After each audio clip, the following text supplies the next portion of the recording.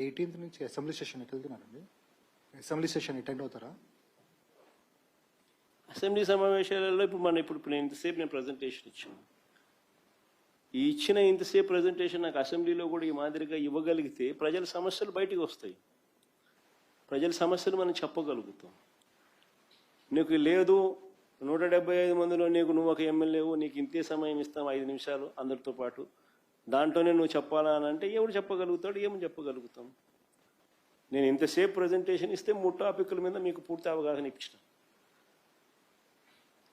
ఇంతసేపు మీరు నాకు అవకాశం ఇచ్చితే మరి లీడర్ ఆఫ్ ది అపోజిషన్ అనే వ్యక్తి మాట్లాడినప్పుడు సమగ్రంగా తాను మాట్లాడే అవకాశము, పరిస్థితులు అసెంబ్లీలో స్పీకర్ ఇవ్వాల్సిన ధర్మం స్పీకర్కు ఉంది. ఉన్నది ఏకైక ఒకే ఒక్క పార్టీ, ప్రతిపక్ష పార్టీ.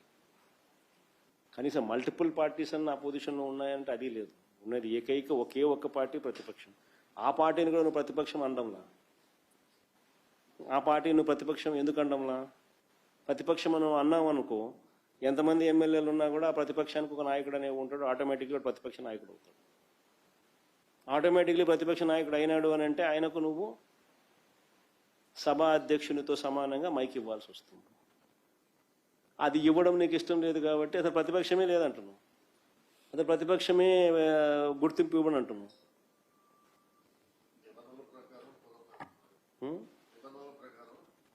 అదే చెప్పేది. అంటే బేసికలీ ప్రజల గొంతు వినపడకూడదు, ప్రజల సమస్యలు కనపడకూడదు, ఎవడో చెప్పకూడదు అనే ఉద్దేశంతో అసెంబ్లీ సమావేశాలు నడుపుతా ఉన్నప్పుడు కనీసం ఆ టైంలో మీ ద్వారా అన్న ప్రజలకు ఈ మాదిరిగా అన్ఇంటరప్టెడ్గా చెప్పగలిగితే, ఈ మాదిరిగా సమయం కేటాయింపుతో చెప్పగలిగితే కనీసం ప్రజలకు జరుగుతూ ఉన్న విషయాల మీద అవగాహన